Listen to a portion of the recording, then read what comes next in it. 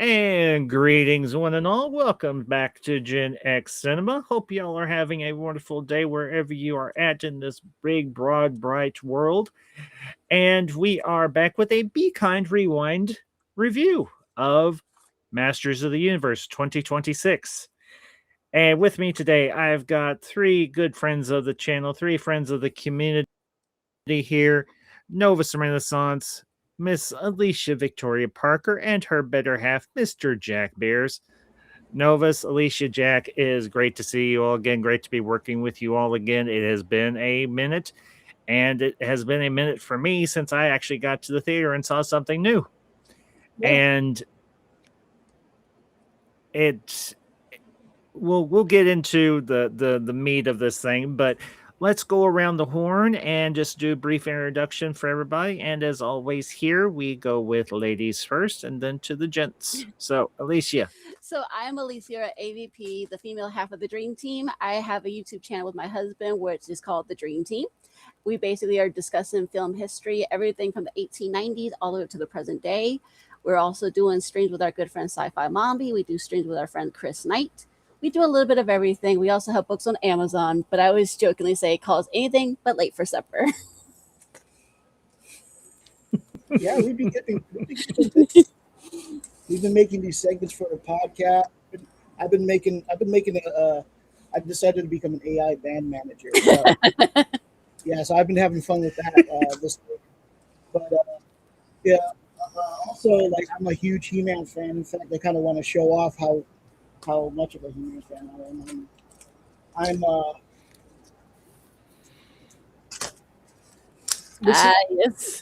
Yes, this was mine from way back when. It still works. That's vintage? Yeah, it's 1983. I keep it in here just so I don't lose it. But yeah, I got him, and he still spins around.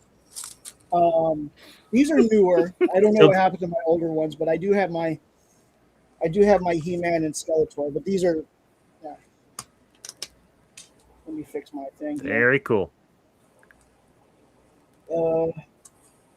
Let's see. Okay, I don't know how to do that, but yeah. So I got those. And then, of course, I also have some artwork. For instance, I need to fix that.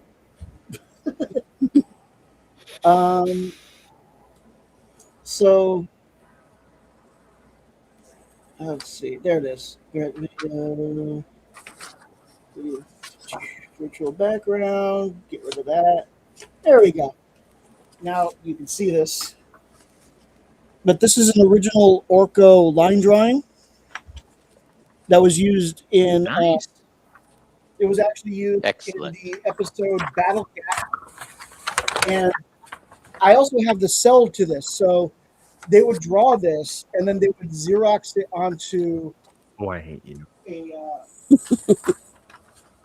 A clear plastic, and this is the cell. I put it on the original background that it's supposed to be on. Oh, but I hate you. It's a cell of Orko about to open a cabinet in Man at Arms' laboratory, and it's also from the episode Battle Cat. So this is the same episode where you first see Battle Cat as a kitten. Yes, he's adorable. Yes. Almost as adorable as he was in this movie. So. Yes. All right. I always wanted those cells. Oh yeah, I almost forgot to show off this book that we have as well too, the He-Man and She-Ra book. Basically, this is the complete classic animated adventures of both shows. Okay. Oh, also I have a He-Man cell. He's about to pick up a rock right there, but I need to put the rock. I hate you so much. All right, and I'm a huge He-Man fan.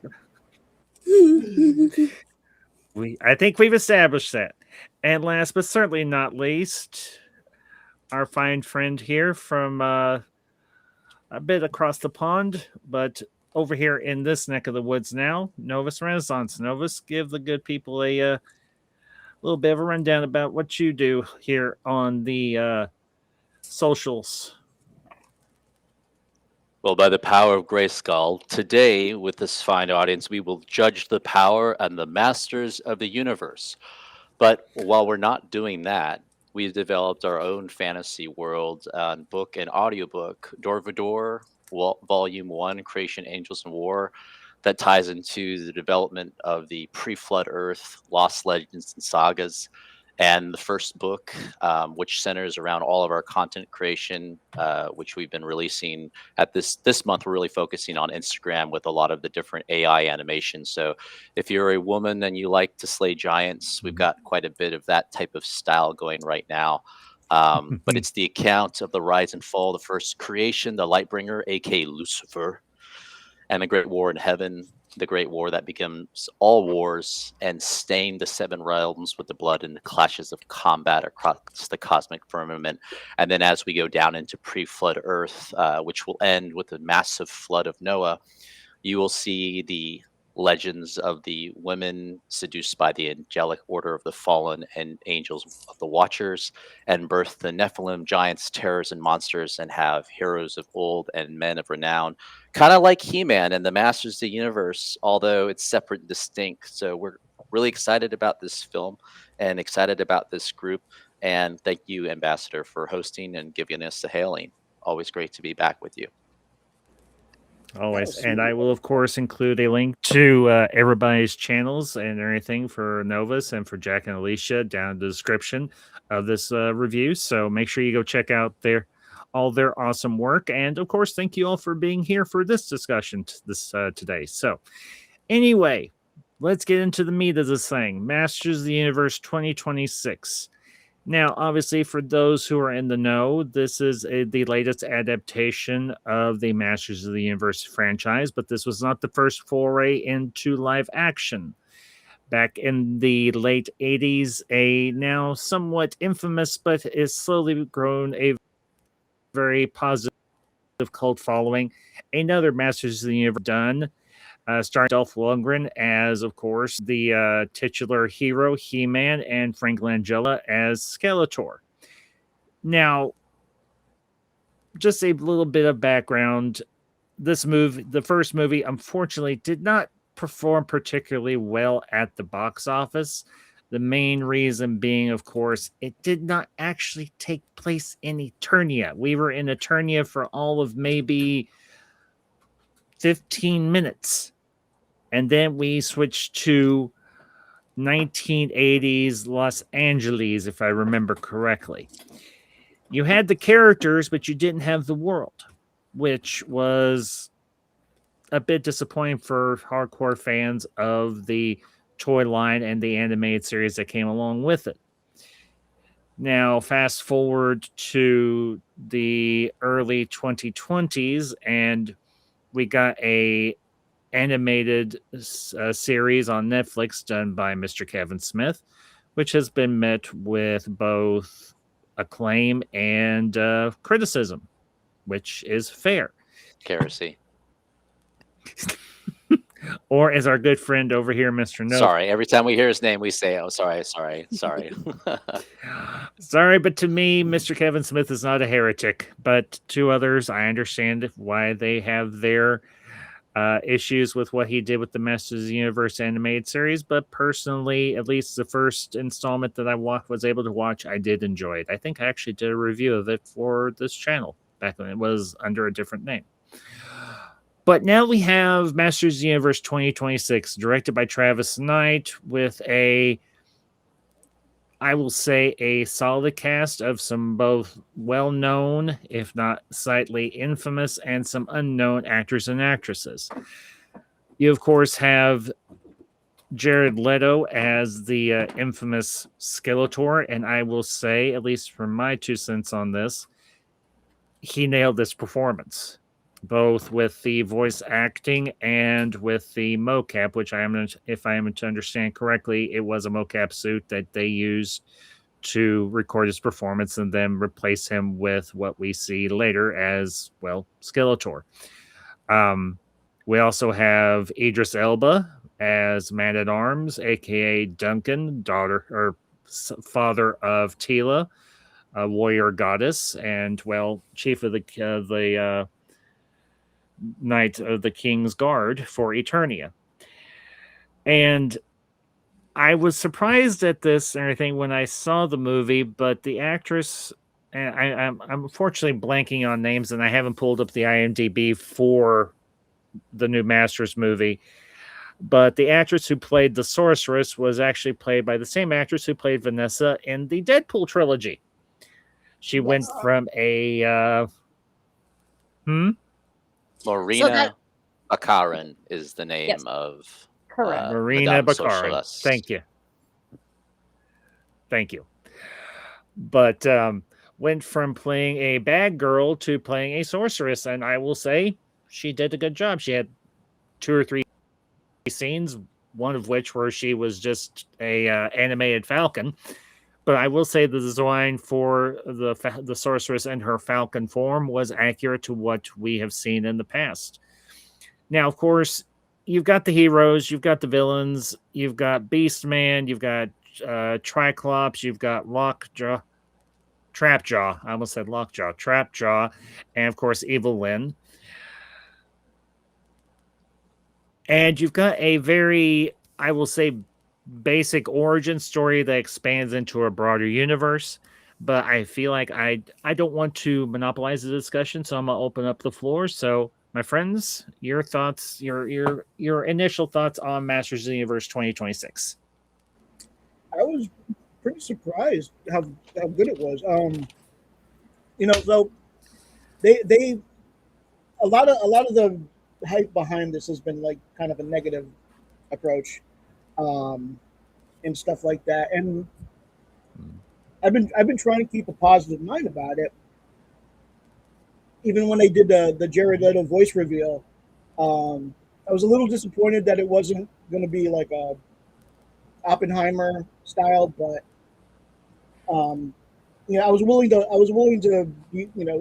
stay open minded with it because Frank Langella, for all the bad in that movie, Frank Langella and his Skeletor was one of the best parts of it.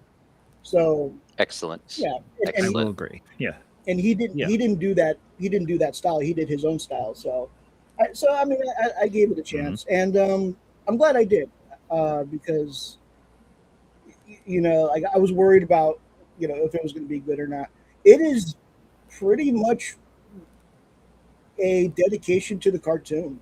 There's some aspects from some of the other parts of the franchise out there.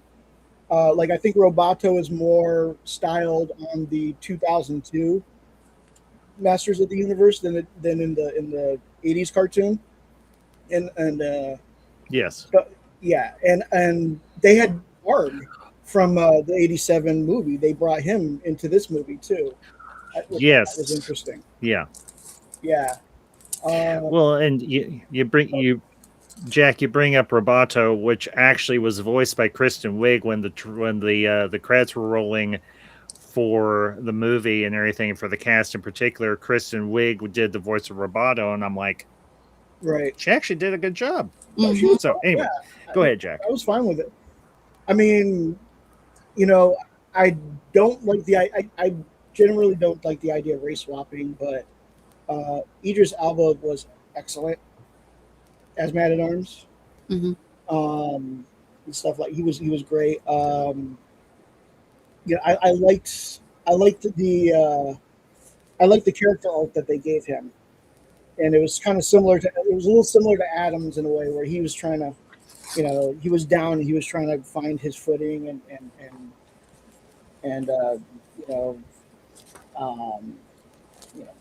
his destiny and stuff like that. As I said, Jared Leto did an excellent job as Skeletor. I was afraid he might suck, but he didn't suck, so that was good. He did fine. I know that people have an issue with the comedy and the self-deprecating comedy aspect of it, where it's like sometimes you can't let a serious moment just stand. They got to put in that seems to be what the main argument is. I didn't seem to mind that stuff. I think it was well written enough where it didn't bother me. I was just into the story. My biggest complaint would be, where were Skeletor's nipples?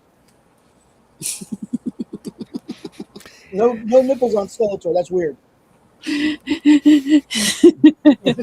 Well, you do have to realize this is a mystical realm, so he's not going to be completely anatomically correct. Fair enough. Fair enough. But yeah, I thought it was pretty good. It's a homage to the cartoon, and I think they went with the idea of, if we make it an homage to the cartoon, the fans will show up, that the old school fans will show up. And I think they did. I just don't think there are enough of them out there anymore. Yeah. Well, here's the thing, and I'll just say this briefly. I think this movie has been successful enough that MGM has already said that they're going to be moving forward with further installments in the franchise. Right. They should. She-Ra. Yeah, we are going to be getting She-Ra, which I'm actually happy for. Yes. Nice. I'm interested to see. I'll be interested to see who they eventually cast in that particular part. Now, I did want something briefly. The only thing that you brought up, Jack, was the fact of Idris Elba portraying Man-at-Arms. And obviously, Man-at-Arms in the original content was a white guy. Idris Elba obviously isn't. No.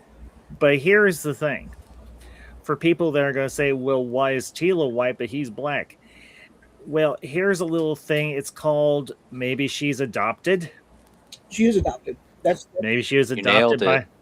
You nailed it. Maybe she was adopted by Man-at-Arms and his wife, or maybe just by Man-at-Arms or something. And it's a father and daughter dynamic. And honestly, I think the dynamic between Man-at-Arms and Teela worked. Yep. I always liked the idea. Now, I don't know if this is accurate to the original cartoon. I'm a little fuzzy on some things because it's been a long time. So in the I don't know if Teela was actually. If we could just add a support to you, Ambassador, you're spot on. Teela it's actually in one of the He-Man episodes where Man-at-Arms says that he is her adopted father. So it works for the purposes of this, which is also probably why they decided to do that. She's actually the sorceress's daughter, but she couldn't take care of her because she had to guard Grayskull. So she passed her along to. She had her duties as sorceress. Yeah. So what you're saying but is who was that her father? Maybe Tordak. Well, maybe it really. So there's certain. Maybe it really was. They say that this. Go ahead, Licia. So this there's a legend in the 2002 version where there's a Grayskull, and that we believe that he might be actually Teela's biological father, because when we see him in the flashback scenes, that it basically shows young sorceress, and we also see Grayskull, who looks a lot like He-Man, which is no joke. Together. And they become a couple, and they fall in love, and later on she's given the child to Duncan, saying, hey, I can't take care of this child anymore. Would you please adopt her? And so that's what happens in the 2002 version. So Alicia, that episode that you referred to, I think is Power of Grayskull. That was an excellent episode. Particularly, you see him taking on Hordak, and you realize how powerful Hordak definitely. is. I mean, that's on the latter part of the second season, because unfortunately they only did 2 seasons for that 2002 version. They were supposed to do a third one, according to my husband, that one. and they were supposed to bring in She-Ra, but they never did. But that was really powerful, like we're saying, because it talks about the sorceress, and we always think, okay, sorceress is just this falcon that can do magic and stuff like that. But then we find out, well, wait a minute, there's a reason why she doesn't stay into the falcon form, why she basically has to distance herself from her own family and her loved ones as well. Yeah, because she has a massive responsibility as the guardian of Castle Grayskull and the power that resides in it. Yes. I mean, she is essentially one of Eternia's protectors, and if she's going to be a protector of Eternia, she unfortunately can't have a family, which does in fact stink. But at the same time, it shows that she had enough good sense to pick somebody that she knew could protect Tila, could raise her, would love her, would protect her, would train her to be a warrior and be an effective one. And I will say in this movie, Tila is her own character. She's by no means a side character like she's kind of in the original cartoon. She has her own agency. She is very active as a fighter. She does have a story arc or a character arc within this film, and I personally I enjoyed the actress's performance and everything who played her. Novus, we haven't heard a lot from you as of yet and everything, so I'm gonna give the floor to you for a few minutes. So, your thoughts on Masters of the Universe? Well, we're going to make a disclaimer because it ties into our points. Overall, we very much enjoyed the film. But when we're going to get into some of the deeper points, we think that there are some challenges beyond just the remnants of wokeism in this film.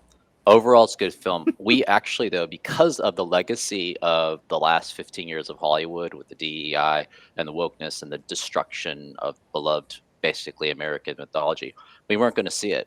Only reason, because, and also this is why we actually wrote we called it a declarato on our Facebook page of the Kevin Smith controversy, and we called it a heresy, which we're going to read a paragraph from later as it's appropriate. That really basically killed momentum for future development and the fans surging to see the films of nostalgia. The only reason we actually had that mindset for this film, because we think a lot of people, particularly the critical Gen Xers that need to go mass to see this type of film to make it successful. I think as of right now, it's only at $50 to $60 million. So it's not doing, as of right now, 50.5 million out of a budget of 170 million, with 75.5 million international worldwide. So it's got about another 100 million to go. But the key point is that we weren't going to see it because of all of that past, but we happened to see the critical drinker's thumbnail that says basically this film has the power, and he gave a positive review. And so we like, okay, we know what he is. I mean, he's pretty harsh on stuff, and that's fine. But we also use him kind of as a gauge. Yeah, it's like, okay, if he actually said he liked this film, now we're interested. And so then we went to see it, and yes, overall, we had a lot of time. In fact, actually, we went and saw it a second time because the first time we were just enjoying the moments, but the second time we actually were taking notes and studying it. So the bottom line is that this film was good. We'll get into some more of the particulars later, but we enjoyed a lot of sequences from here. Just a couple. Skeletor in general, I think, is one of the highlights of the film. I don't know. I don't really understand when Jared Leto became this bane of existence for people, what film he did, or what when he he played portrayed. Joker. Oh, okay, that's it, Joker. I didn't It think was it was that bad. Well, yeah, it was when he did the Joker for Suicide Squad. Is when I think reports came out from the rest of the cast that he was kind of being a nuisance on set and everything, and he was staying in character way too much, and it kind of, well, that and the fact that he did the Morbius film and that thing kind of tanked, and he was kind of a nuisance on that set as well, and it kind of put a bad taste in everybody's mouth regarding him as an actor. But I wanted to see it. I haven't had a chance to see it, but I heard his performance in Tron Ares was actually pretty good. And obviously from this movie, his performance as Skeletor, now personally, I never had a problem with Jared Leto. I have not seen a whole lot of his movies and everything. I've only seen like a few and everything that he's been in. But him as Skeletor, he absolutely nailed this performance. Agreed. And the self-deprecating. Here's the thing: Skeletor is a tricky character, particularly a tricky villain to get right, because people are going to remember the stupidity of his character from the 80s cartoon. Now, they did make him more menacing in later adaptations, and they gave him more of an edge, and that worked. Where Frank Langella they did kind that of masterfully downplayed the. too. Yes. Yeah, He he really did, did yeah. that. I will say I have seen clips of Frank Langella as Skeletor from the 80s, the live action 80s movie, and his performance, I think, set a benchmark for how Skeletor could be menacing and could be a heavy villain, one that just isn't a joke for a 80s cartoon. Mhm. But the other thing is they wanted to integrate some of that self-deprecating humor, some of that humor where he just goes way too overboard with his speeches and his monologues and everything. But the one You thing that boo, I did there's no appreciate, we gold in can me. exactly. But the one thing that they did in this film, and I think this was something that was, I think, has not been done before. He is often referred to in the promotional material, particularly for the toys and the merchandising, as the Master of Fear. And in the third act, in the big fight between him and He-Man, we actually see him use that particular ability to Yeah. get inside He-Man / Adam's head and screw with him. And we see he does in different designs. He, in one instance, he's in a gym, and we'll Mhm. get to the gym sequence in Jimbo a particular. Yeah, we'll get Jimbro Skeletor, but we'll get to a particularly fond cameo in the early parts of the film and everything by the previous He-Man. Makes a cameo appearance in this Masters of the Universe film. But That's all you get. what they did with Mhm. that's all you get. But it was a good journey But with it. Snap, she went there. yes, it was. But seeing Skeletor use that particular ability, I thought gave him a lot more presence as a villain and gave him an additional tool as in combat, in a manner of speaking, to fight against He-Man. Because let's be honest here, yeah, He-Man's got all this strength and power and everything within him, but Skeletor can mess with your head, and in this instance, he did well. Yeah. So, I'm no mere king. Yeah, I mean, he's I'm a powerful devil, sorcerer. and I mean to It be a god. It kind of reminded of Frederick Cougar a little bit with the way he did that, the way he was like manipulating things and scenarios to get into Adam's head to say, hey, you think you got me figured out? Nope. I'm going to mess with you in every way I can to show you. You really think you got the power, Adam? Really? Mm-hmm. Okay. Including HR. Yes, exactly. But okay, yeah, and okay, I want, I was going to say that and I have the HR part. That's Oh God, what was I purgatory. going to say? Never mind. I lost my train of thought. The well, lady that okay. played the glorious lady was Shashir Zamata. She played Susie. Probably her last name is Q. But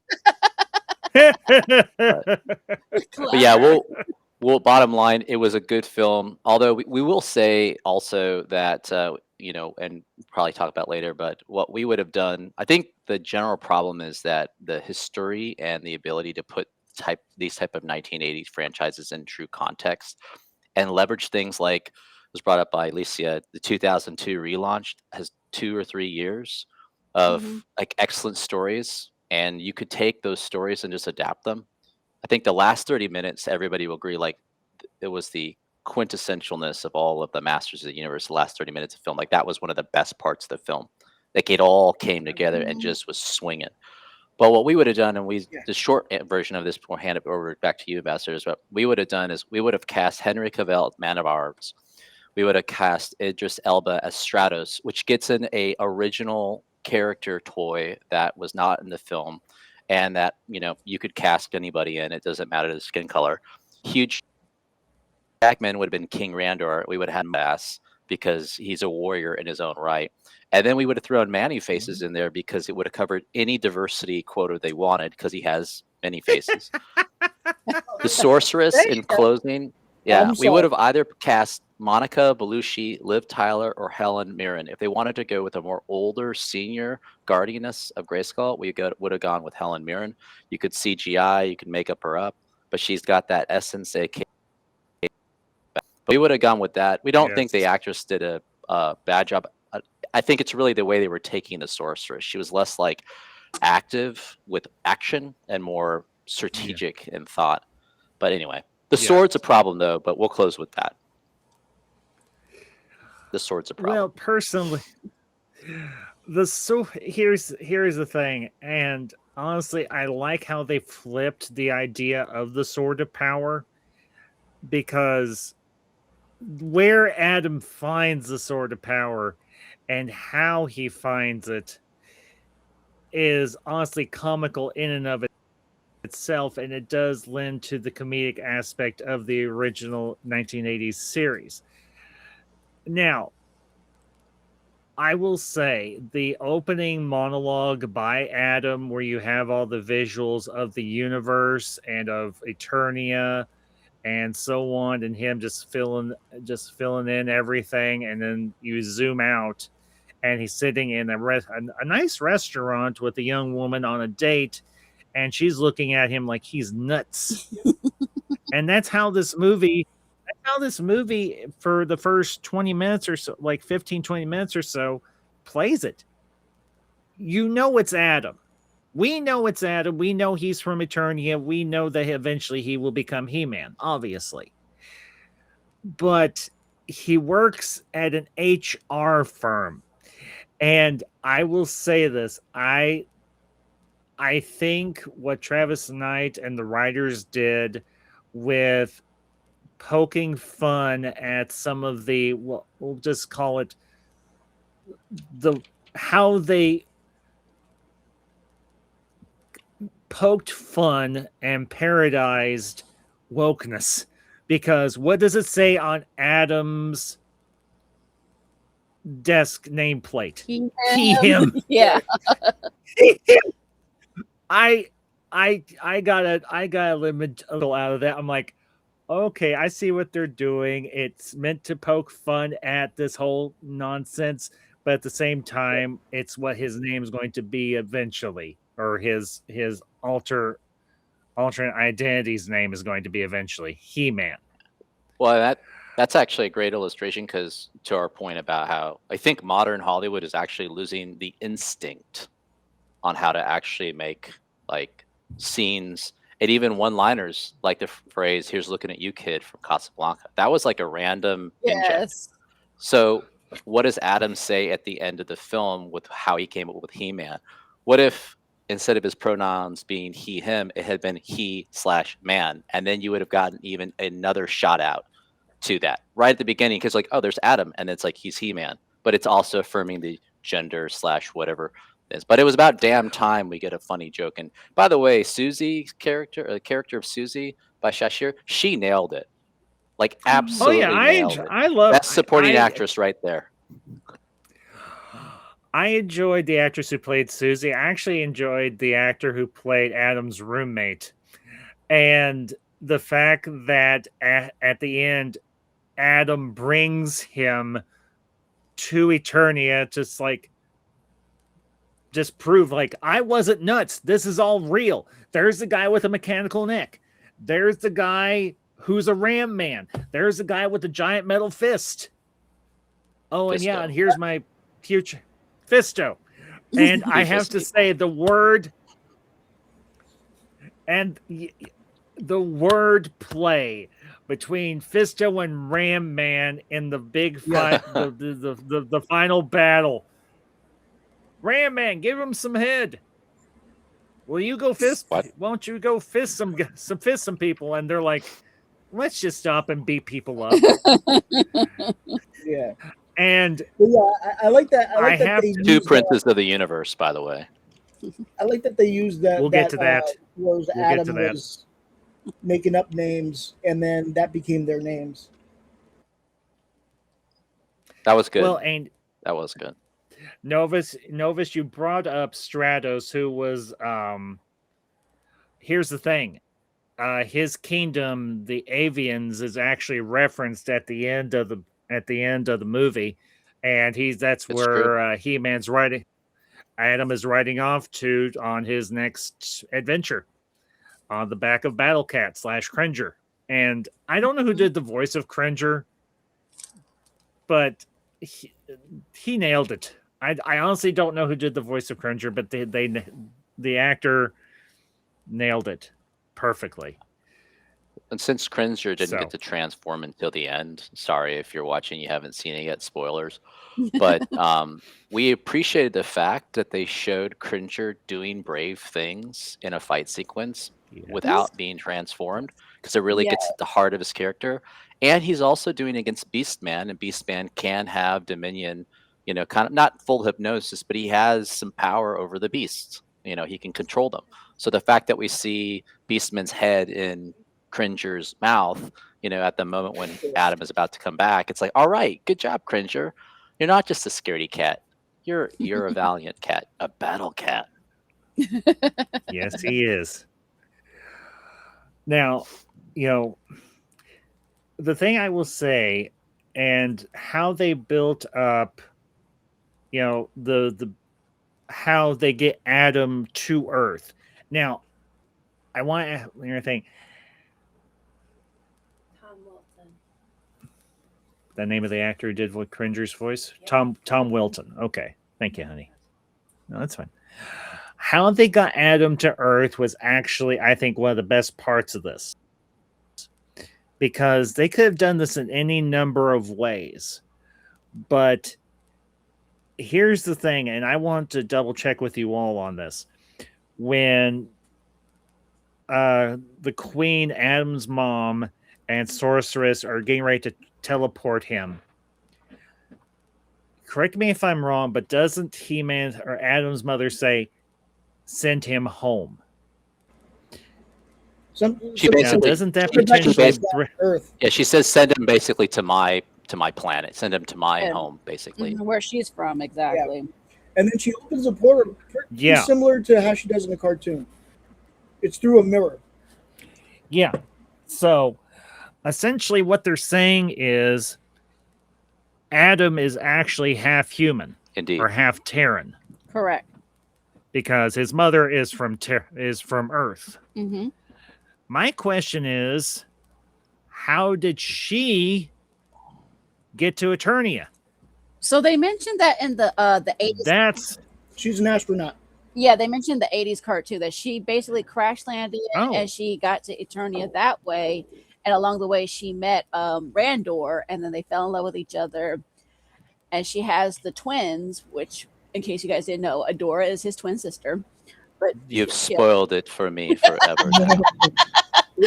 Alas. Oh dear. Okay, now I thought. Okay. No idea. Okay. Now, I always thought that Adora was He-Man's cousin, not his sister, but okay, it's his sister. Yeah, fair enough. They are twins, yes. I mean, because Hordak took her. Okay. And basically, Duncan, aka Man at Arms, helped defeat them from taking He-Man away, basically, or Adam in this case. Yeah. But this is when I can actually get the line in with Alicia with this thing. I can now finally say the line from Skeletor, "Don't test me, woman." I'm not nice, I'm not wonderful, I'm evil. I am evil. You notorious nincompoop. Kid bro. When he when Adam gives him that last chance to talk it out, and and Skeletor is like, I am, I thought he was going to say I am evil like he does in the cartoon, but he says I'm a villain. I'm like, okay, that's good enough. Doesn't it feel good? I'm the villain. Yeah. And yeah. No, you don't. I no honestly, Yeah, it reminds me of a Lex Luthor line that he says, but it doesn't. That he says, "I am the villain of the story." Oh yeah, you did say that. Essentially. Basically. And here's the thing. The fight scene between Man-at-Arms and Trapjaw in the first act I have to admit, I love the design of Man-at-Arms armor and how his weaponry is just concealed within his armor Mm-hmm. and everything. I almost got an homage to RoboCop, to where the one panel opens up on his one compartment on the side of his leg and he pulls out his blaster. Yeah. I'm like, oh, do the twirl. Duncan, do the damn twirl. But he did do the twirl. And then he pulls out that big freaking heavy ass mace and starts wrecking Trapjaw. But unfortunately, you know, as well as it goes, Trapjaw does in fact beat him in a manner of speaking. And this it kind of sends Duncan down the crapper. And of course, Adam gets away. The king and queen get captured by Skeletor. And I noticed this because I kept thinking, I recognize that actor who's playing King Randor, but I couldn't remember the actor's name. It's actually James Purefoy. Now, for those of you that are fans of movies from the early 2000s, he played Edward the Black Prince of Wales, Black I Prince think of it Wales. is, in A Knight's Tale with Heath Ledger. It was one of Heath Ledger's first early solo starring roles. I love that movie. I'm probably going to eventually do a review of that damn movie because I love A Knight's Tale. But he plays Randor, and the scene tie-in between him. Say that again, Novus. That was a nice tie-in with the reference because he played basically a king. Yeah, he played a prince, then he played a king. Yeah.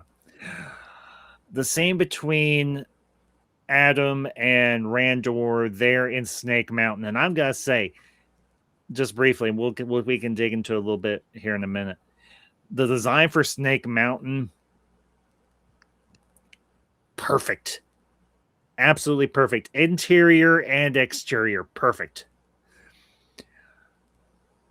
And Randor's all disheveled and aged, and he's on death's door, and Adam's like, you can't go now. There's so much I need you for. And Randor's like, no, you don't need me.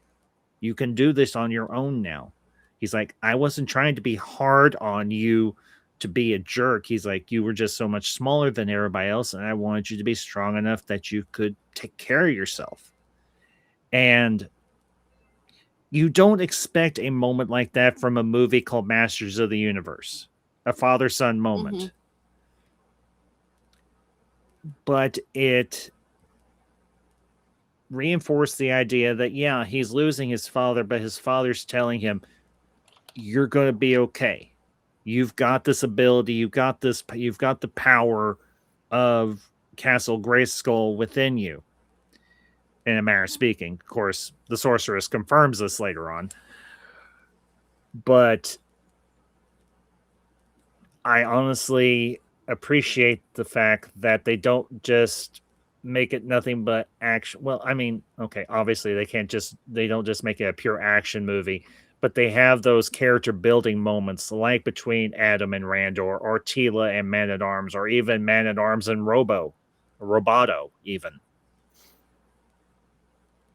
So, yeah, but that's my two cents of rambling. Well, to tie on to what you said, which we think is very profound, I think this is actually a perfect illustration. The scene with the king and with Prince Adam is a very perfect illustration of why this film, if it was getting a medal, would get bronze versus gold. Because structurally, if you go back to the classic He-Man layout, Adam and He-Man are two distinct persons, and the sword is the transfer of those persons. And right in the original cartoon, even in the relaunch in 2002, the sorceress knows who Adam is, and Cringer knows, and Orko knows, and Man-at-Arms know. Those are the only people that know. So what they did is they merged, and there's, again, it's a relaunch and it's a tribute, and there are fun things about having like Adam become He-Man and not having the distinction, not having people realize like, oh, it's not two different people. But at the same time, imagine if, for example, and I think the only way you could have done this is that when Adam transforms, you would have gotten basically a massive bodybuilder or something, and Whether you dub his voice if he's a foreigner, like they did with Arik Goldfinger back in 1963 with James Bond, or you just have the guy do it. But you have a separate person. Imagine if He-Man, not the Adam character, playing with the beefed up muscles. Imagine if it had been a separate actor that would have been the massive bulk He-Man that we know from the 80s. Walk in there, the king sees He-Man coming, but he doesn't realize it's his son. And then the He-Man has to watch his father die, and he can't say any of those. The power of the audience knowing that He-Man / Adam has to watch his father die. His father doesn't realize he's He-Man, and they're never going to actually even have that moment. That would just take this film now to a completely different level, and the audience would be sobbing. I mean, maybe even maybe a tear, but not for Skeletor. But it's just one of these challenges where it's like you have changed some stuff, and it's not necessarily bad for that film. But I think you lose things that could be exceptionally powerful, and really just, if you want to do a shout out to He-Man, the simplest way is to keep some of these core elements in place anyway. But no, it's an excellent scene, and it is very, very, it's sad. It's sad at the moment. Yeah. It is. And I wanted to And then, of point course, out, go ahead. No, I wanted go to ahead, point Jack. out the music, how excellent the music is. Yeah. I've actually been listening to the soundtrack as we've been doing this, but it is so good. It's done by a guy named Daniel Pemberton, and and the guitar. When you hear the guitar licks in the movie, that's actually done by Brian May, who's from Queen. Yep. And I'm glad you bring that up, because it brings up, because it actually brings up a moment that's referenced earlier on in the movie and everything. Just before Tila locates Adam, Adam's been picked up by the cops because of his freak out at the comic book shop where he breaks. Now, here's the cool thing. That statue that he breaks trying to get the sword out of the character's hands is actually based on early concept art for the original He-Man toy line. True. But they used that design for that statue in the comic book shop. And obviously he's like, "You're about to see me disappear," and then he just runs out of the store, gets in his car, and drives off. And then the next morning, the cops show up, and he's there in their SUV, the back seat, and they're like, "You're really obsessed with the sword. What are you, like a Highlander or something?" And then then to pay off that joke, what do? Just as they're getting out of that prison cell in Snake Mountain, you hear that guitar riff. Mm-hmm. And I will say it, I went, yes! And it's Princes of the freaking Universe from Highlander. Yes. Hero shot. And I cheered. I'm like, they set up a joke and they paid it off, not to mention it's a perfect joke for this movie. Yeah. Anyway, y'all's thoughts. Sorry. I'll go after you, Jack and Alicia. Sorry. Okay. I get excited sometimes. I tend to jump in. But this is such an awesome movie and an awesome group of folks. So go ahead, guys. I'll yield. Ladies first. Okay, so He-Man, I love the fact that, so I have always loved He-Man. I mean, honestly, as a female, I'm like, you know what? He's definitely a character that when he's in Adam form, he feels relatable because he's very clumsy, very awkward, he's very unsure of himself.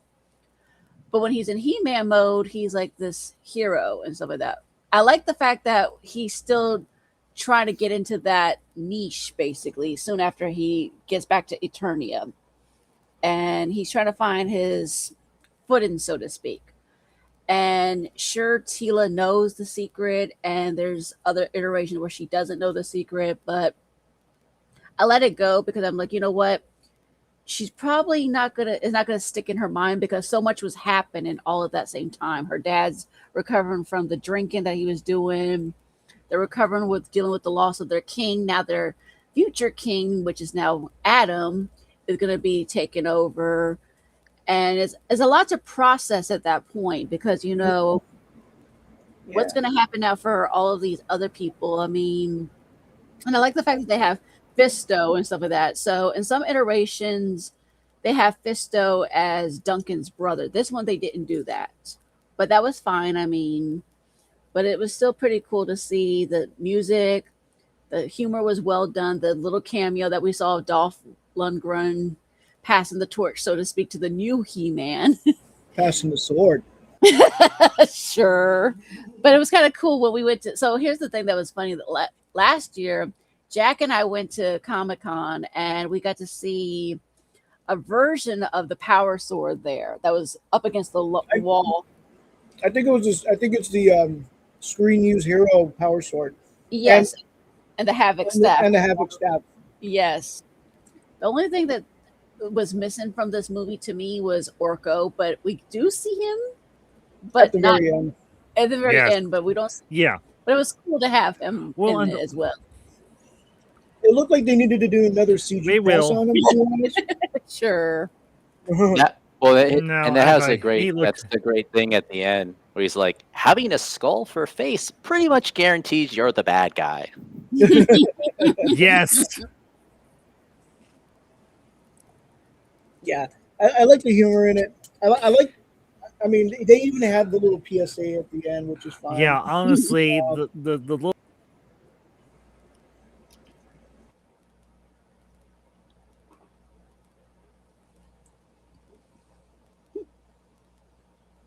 Did he freeze?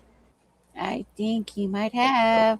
Alicia and Jack, you're still there. Okay, good. And we're still going. Oh, there he is. Okay. Cool. He unfroze. Okay, good. Okay, we're good.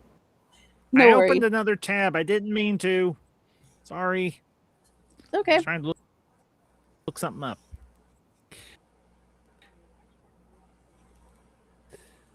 Anyway, go ahead, Jack. Unless you're done. Oh yeah, I was done. Okay. You know, one fun Anyway, fact that honestly, you brought I up thought- with the Conan statue. Oh, it's the delay. No, I hear you, Novus. Go ahead. With the with the Conan, I kind of just gave it away, but with the barbarian statue. So that actually also, we don't have any proof from the movie directors and stuff, but there was a 1984 lawsuit that Conan Properties incorporated, and I will just use this moment because I have it in my hand. If anybody at this part of the live cast, we refer you to the book by Brian C. Bauer, How He-Man Mastered the Universe, Toy to Television to the Big Screen.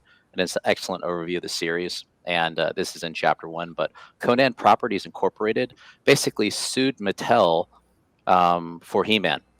They claimed in 1984 when they brought the lawsuit that He-Man is nothing more than, quote, Conan disguised as a blonde wig. Oh, wow. And ultimately, yeah. So for 5 years, there's this lawsuit that's basically, and this is when He-Man is coming online and you have the cartoons, and basically the court ultimately throws it out because they say, even though Conan might have been a minor source of inspiration, you can't trademark the idea. Like no one may copyright idea, aka remember that Amazon and Games Workshops, you can't copyright the phrase Warhammer, but they have apparently. So that we thought that was funny because Adam says basically like, I'm not basically borrowing it, I'm taking it, and he's wrestling Conan. So it's almost like for us, we're like, and that's so niche with a niche, but basically like Adam is wrestling away the sort of power from the Conan Incorporated properties, saying like, it's mine and I'm taking it. And he finally does. He breaks his arm, but it's like, that's what we think that they were getting it in a jive, but they named they didn't call him Conan at the statue. I think it was like Torbach or something like that. But it was clearly, it was clearly a prototype of Conan the Barbarian, because there's only one guy that looks like that. Dark haired, blue eyes, about 6'6", power of 10 men. You know. Yeah, pretty So- much. But and the joke when he's leaving, I think it's one of the workers in the comic book store is like, are you seeing anybody? Are you single? Are you That was single? weird. I thought Because okay, yeah, it he was a Probably little would have really weird, loved but it was that he has worked no for luck. HR too. Yeah, he has no luck, and then suddenly, like, he does something extremely illegal, and they're like, "Are you serious?" Call me. It's the bad boy complex. Very masculine, very attractive, very powerful. Yes. Makes now people go weak at the knees. here's the one thing. Here's the one thing. And when I saw the trailer for this, I actually was glad that they did it. The pink shirt. Yes. And they made it work. Both in Earth mode or Earth version, and then at the end when he is in his princely attire, it's pink. But it works. They did when he was in the car too. The car as well. When they did the mean one with the he song too, which was perfect as well. Yeah, Yes, in his Yeah, so, I Formula mean, One, Yes. Subaru Yeah. Outback Formula One style. Yes. A yellow Subaru And Outback. yeah. And okay, when Tila and Adam are being chased by Beastman, they're saved by an Amazon truck. Yes, that was hilarious. Because MGM. Oh, Right. I loved it. I couldn't stop laughing. The audience cracked That up. that made one of the highlights of the film, where basically like Amazon saves it saves its own movie by smashing the Beastman. Amazon saves the day, unlike Rings of Power. It's okay. And Prime version. Right? Yes. That was a prime metallic okay. fisting. Yes, it Let me ask you all a question. Most of you are familiar with the Dune franchise, correct? Correct. Jack, Novus? Okay. Yes. What does Tila say when they're in the Falcon ship and they're getting ready to go back to Eternia? You came in that thing? Wrong movie. No. Something about a desert, I think. Prepare to fold. Fold no. space. Oh, Prepare to fold. Oh, yes. Prepare. What do they do in Dune? What do the guild navigators do? They fold space. Yes, they do. But here's the thing. They actually give it an interesting visual, whereas you don't have a solid visual for how they fold space in Dune. So I think they're safe.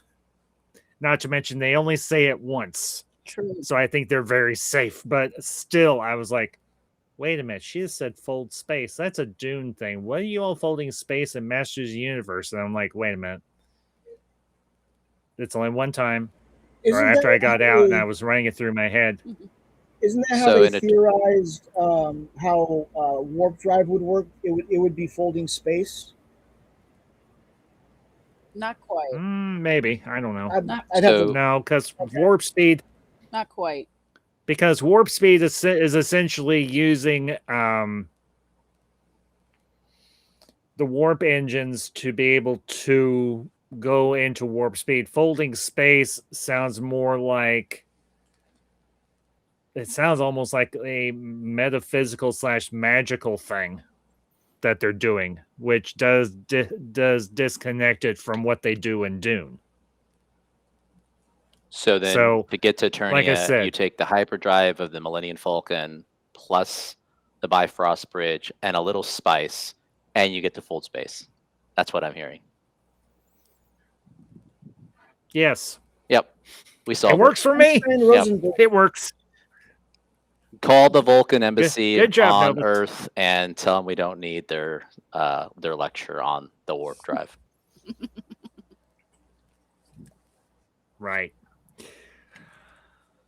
Now,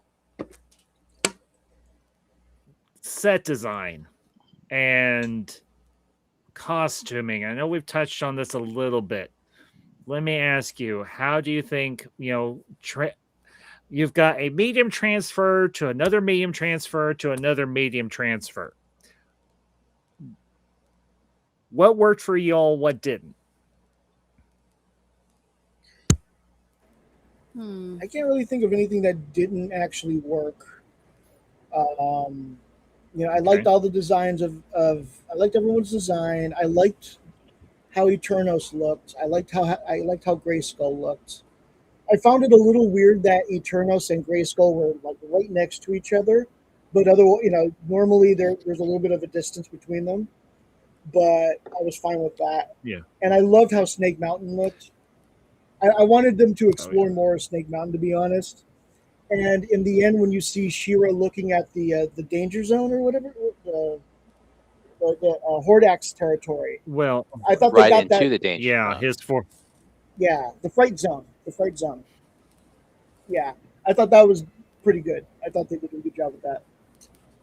I don't really. I think the only thing I really didn't like too much was the Earth stuff, but it was quick. Yeah, I mean, it was quick. So here's the thing. It looks like Earth. Mm-hmm. Yeah. Yeah. Well, here's the thing. You don't have to spend a whole lot of time designing Earth, because what do you see?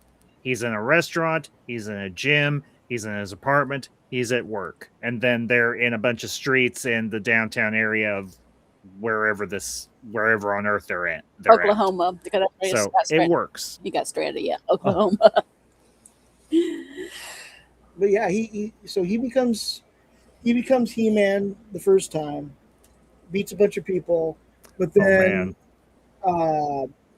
Skeletor kind of gets to him, and Randor, is killed, and there's a point where he turns back into Adam, if I remember. Yeah, it's right after the scene between Adam and Randor, and Skeletor knocks him out. Yeah. And he says something like, you to me as well, or something to that effect. And then when we see him next, he's back in his Earth clothes, and they throw him in the prison cell with all the other Eternians. Right, that's where he's including the Queen. Yeah. Yeah. So, yeah. And I mean, I thought that was pretty I thought that was a pretty powerful scene. I did see that they did break it up a little bit when they had Teela and Adam had a moment, or Teela and He-Man had a moment where you thought there could have been something. Yeah, when they're in the forest, right? And then she immediately friend zones him. He did get Me Too. For now, at he least, got the phrase yes. Me Too in there 3 times, which was actually pretty funny. Yes, that is almost true. like he's taking a jab at the thing whole that air. Probably, don't blame him. The thing that I appreciated about that particular scene, when right after they crash and they're in that forest and everything, after they get away from Skeletor's henchman, and he's still transformed into He-Man, and she's like, "Hey, can you help me get this?" And he's like, "Yeah, sure." And he just flips up one whole side of the wreck of the ship. He's like, this is a little heavy, so if you don't mind. But then he just drops it. Your loincloth is in my face. Little... Yeah, I remember that, yeah. I can't help it. You're down there. I'm up here. But, here's the thing. The humor in this movie wasn't in your face, except for those rare moments with Skeletor. It was well balanced enough to where it gave you a good chuckle, but it didn't override some of the more, the action scenes and some of the heartfelt scenes. So for me, this movie hit on the 3 big emotional points that a good movie like a movie like this should. It gives you the action, It gives you some heartfelt moments, but most importantly, it has good humor, but the humor isn't overplayed. Because there have been movies that have come out of late that the humor just frankly stinks. Right. And there is a lot of humor in this, but then Um, there is a lot of serious moments, a lot of sad moments and stuff like that. Uh, so I mean, not everything is I play for yucks in this movie. one of my now obviously Duncan rebuilds Roboto, but the scene where Roboto sacrifices herself to save him from Trapjaw and gives him a chance to finally take out Trapjaw. Right.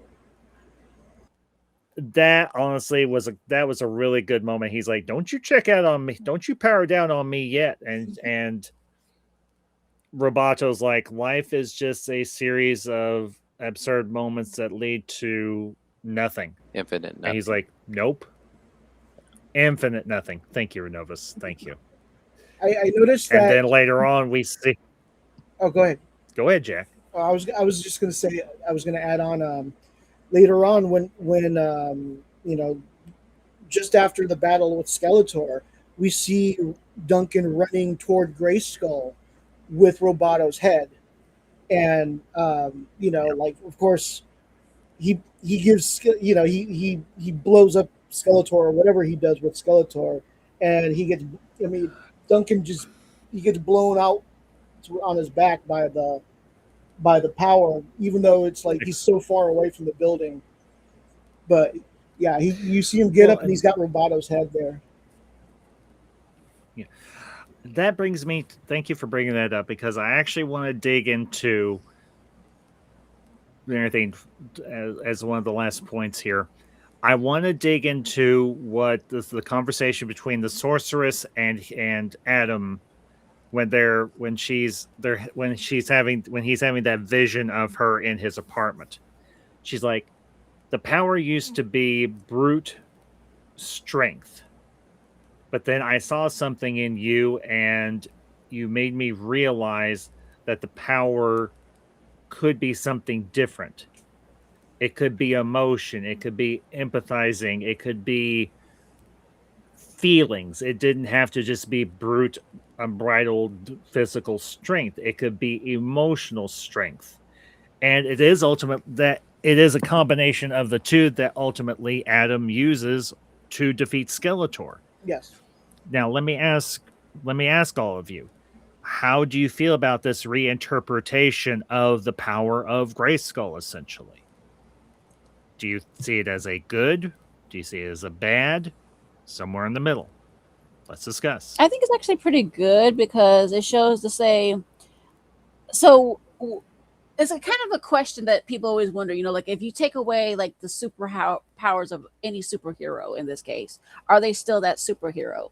And in this case, I feel like yes, even though he doesn't have the sword and the sword so-called destroyed at one point, he's still He-Man regardless. And I feel like a lot of people forget that because they'll think, well, is Batman still Batman even if he doesn't have the Batmobile? Or is Superman still Superman even if he is stripped away from all of his powers? And I feel like that this is what they were trying to say this case because superheroes are not just their powers. I mean, I always think of this quote that I wrote about Christopher Reeve when he passed away. I said, capes don't make the man makes the cape. And in this case, the sword doesn't make He-Man He-Man. He has it within him. He's strong on his own because he had to go through with losing his dad. He has to go with being separated from his family for years and years. And he has to prove himself saying, you know what? Sure, I lost this sword for X amount of years while I was on Earth, but I was able to prove that I was strong without that sword too. I think I could jump on that and kind of add Steve Rogers to that idea. Where so he's Steve Rogers without the superhero serum, he's still a good man. Like that. That is why he was given the serum, is because he was a good man. And Adam is a good man too. He was raised to be a good man. Even in his 10 years in Earth, he managed to stay a good man. 15. Okay, sorry. Yeah, Go ahead. He, yeah. him, So he, him. yeah, but he managed to basically keep his faith. Realize he wasn't crazy, and one day he was going to get that sword back, and he did. I thought that was good. And then once he had that power, he didn't just use his brute strength. Same thing with Steve Rogers. He doesn't just use his brute strength. He'll try to talk you out of stuff. Um, he'll try to find other alternatives to just beating you down. But of course, when it comes to it, he'll still beat you down. And I loved the beat down that happened with He-Man and Skeletor when he finally stopped pulling his punches. You see his eyes flare too, which is pretty cool. Yes, Mhm. yes. Just That's for a something they moment. took from the As he's 2002 reiteration, where his eyes glow red, and I liked how they used it here because you could see his red eyes blink, his glow blink, as if they were they eyes. they weren't red per se. They were more of a pulsing clear energy because Okay. that's how the power Grayskull is portrayed more often than not. But Novus, your thoughts on Going, the interpretation of the power of thank you. Grayskull? Go ahead. Thank you, good sir. We're going to quote actually just a short section from the book we referenced earlier, How He-Man Mastered the Universe. And this is in the context of the first film from 1987, but we think the point drives home our point. To quote, if the movie, page 169, if the movie had played things closer to the established tone look of the cartoon series, many fans grumbled, it would have gone over better. The fans weren't the only ones to feel this way. Filmation's Lou Scheimer said he'd met with the film producer Ed Pressman earlier in pre-production to ask about the newest adaptation. He didn't like what he heard. Quote, as is Hollywood style, Scheimer wrote, they ignored completely the show that made the franchise so popular with the kids.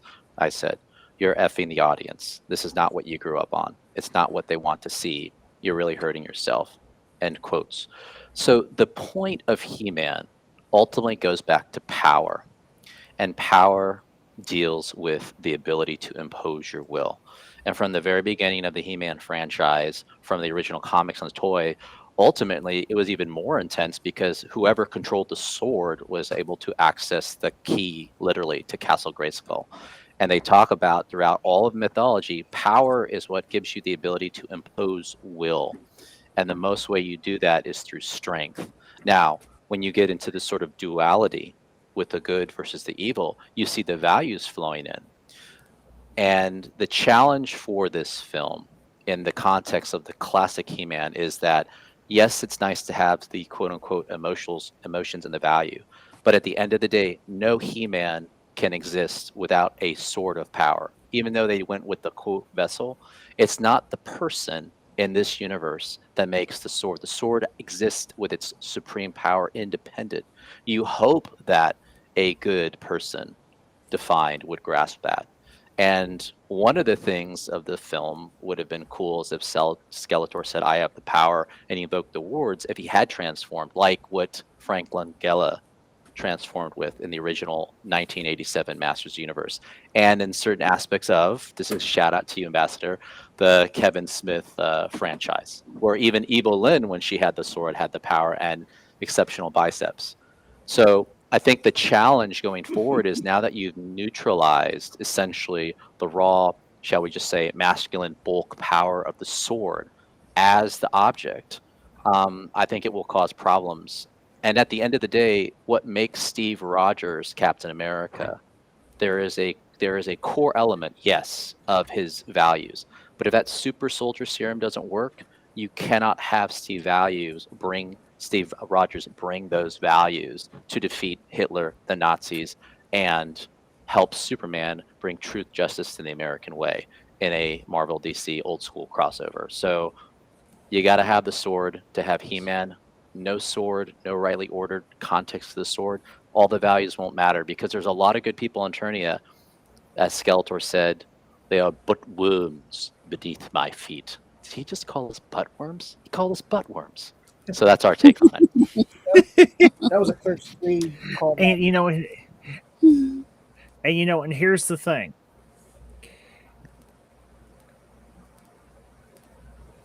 However you want to reinterpret the power of Grayskull or the power that He-Man holds, obviously being the current iteration of He-Man, because as Adam says in the opening monologue, there were numerous He-Men before him. There was always a champion of Eternia and everything, and the key to that power was the sword. Now, here's the thing. Nothing is stopping the sorceress from flipping the switch on that and putting the power back into the sword if she feels it is warranted. Now, there may come a circumstance where she feels it is warranted, and she does have that ability to do so, because she says, I saw in you something, for lack of quoting accurately, something exceptional, something different. In the sequel or sequels down the road, however many they decide to do, something could happen to Adam where the sorceress does have to change it back to where the sword is the source of power. It isn't just within a person, specifically Adam himself. So there's lots of ways in a fantasy universe that you can switch things around to fit the narrative. But for now and for this worked. It wasn't brute strength that defeated Skeletor. It was Adam realizing it does take brute strength in part. But what he ultimately does is he creates a feedback loop through Skeletor's Havoc Staff, and that ultimately destroys Skeletor. Destroys in big air quotes, because there still was a skull left. Yes, and we always know you can't keep a good villain down. If you remember the Kevin Smith version, he gets killed in the first episode of the He-Man the Kevin Smith He-Man series as well. But Evil Lyn kept a piece of his Havoc Staff, and in this case, I think it's the skull. In this case, but I think it's the same idea. Yeah. She'll be resurrecting him. By the way, Probably. Alison Brie did a great job as Evil Lyn. I mean, Meg Foster. She was the original in '87, but she did. Alison Brie did a great job. We liked the way she did it, but also we liked basically. One of the nice things about this film is they had like 3 post-credit sequences, which was awesome. They did. Particularly when everybody leaves the theater, and you're like, wait, there's one at the very end. And at the very end, it's got her holding the skull. Yeah, and it's like almost like a Hamlet scene. She's looking right at him. I'm just waiting for her to say to be or not to be, but she never looked at her. But it was great. That would have been perfect. Yeah, because it's like she's right there. Now, she's right there. The one thing I will say for Alison Brie as Evil Lyn is during the big fight at the end when she's going up against Teela, and she's like, we could just get out of here, and she's like, I like that. No, I'm not going anywhere with you. You're the bad guy. That's and I will say.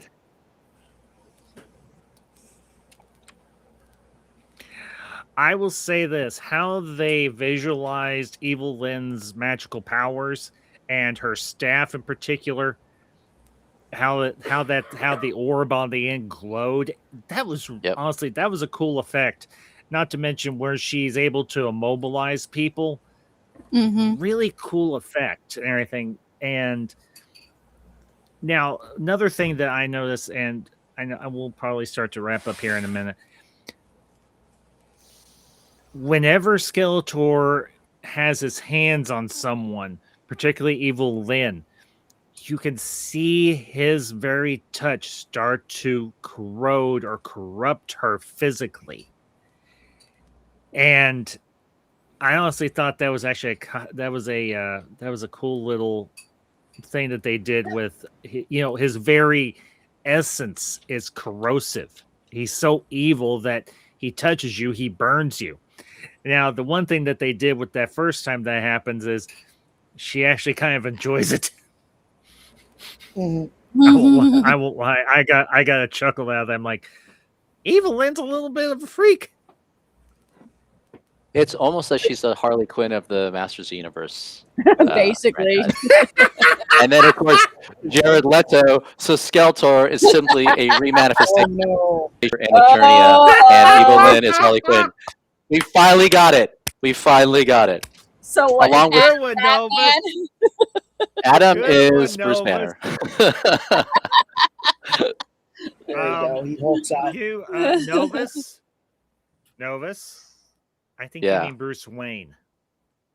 You said Bruce Banner. Yes. Bruce Banner is the Well, Hulk. actually, I think you mean You Bruce. met the Hulk because he changes. I think no, Bruce. I did an MCU crossover because Bruce Banner because we don't get the Okay, whole. well, We don't get the He-Man hunk in Masters of the Universe for this one. They're the same guy. I guess it's the Bruce Banner Well, that but here's can the- talk. It's fine. Well, here's the thing, though. We here's hope the thing. film makes the budget because- back. We really do. Well, regardless if it does, MGM considers it a success, and they are going to be moving forward with the franchise. So, because here's that's the good. thing: between Amazon and MGM, even if this thing isn't a resounding blockbuster success, it has been successful enough. It's shown that there's enough public interest. And I think once this thing hits home video and gets onto streaming, it will go gangbusters. I wouldn't be the least bit surprised. I will definitely be getting my physical copy, 4K, HD, whatever, yada, yada, yada, of Masters Universe when it comes out in a few months. That's for damn sure. And I They had, imagine one of other those people will specialty too. box sets. Yeah, they have like a specialty box set with like the paper, or like the Ooh. images and stuff of like what they used to do, where you could buy like a Gone with the Wind 70th edition, and they have like the pictures and a letter that Jack Warner Oh, wrote. definitely. Novus, fun fact. If you're talking about the red velvet box of Gone with the Wind, we actually have it. I have we one have as one of well. those. I think we do too. I know we had the Yep. 75th anniversary for Wizard of Oz. So that's pretty cool. You followed the Yellow Brick I Road. think I do. We have a lot of physical media, so I want. Yeah. You know what? I want to know where the red brick road goes to. To the north. to the north and the I do. Yeah. Well, we have Elphaba. Elphaba is green, and she's of the west, and that raises a great point. Are the other good witches and the other witches with colors? Because there's technically 8 colors in the spectrum of the rainbow, in the color spectrum. So Glenda is white, and then color, not ethnic race. But I guess Right, depending on how you look at the remake, it could be. But then you have Elphaba, who's green. No, there is no remake. Oh, okay. Oh, so That I'm going off of doesn't Wicked. I'm exist. going off of Wicked. you Yeah, only but- count the 1939 version, my friend. Yeah, that's true. But And- yeah, so you have the color white and and green, I will- and there's 6 other colors to go off of. I want to know where the red brick road in Munchkin Land goes to. I think it goes That's- to I want to know where the red I brick road. I want to say Winky Town because I think that was in the books and stuff like that. I think it was.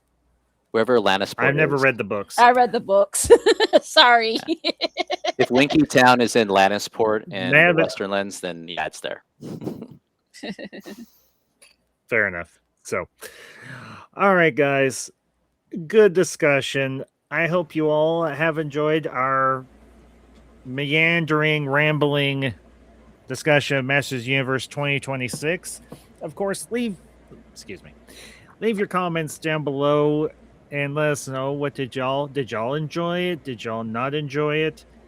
And if so, what were your positives? What were your negatives? I do want to let y'all know. Got more content coming out this month and the next several months and everything through the remainder of 2026. Coming up in a week or so, me and Novus and a couple of my other friends, Ace and Chris, are going to be doing a review of a 1980s classic starring a very young I mean a very young, Ethan Hawke and River Phoenix, a little film called Explorers. And of course, myself, Novus, Chris, and Ace will also be continuing with the Millbrooks podcast. Coming up this month will be History of the World Part 1 and potentially a bonus episode.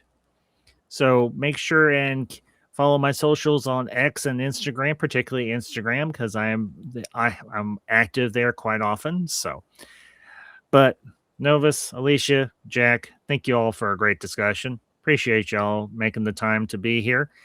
And as we used to say back in the 1980s,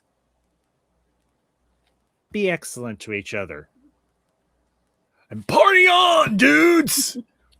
We'll see y'all next The time. original film, good journey, all. Yes. Have a good journey, all. Until next time.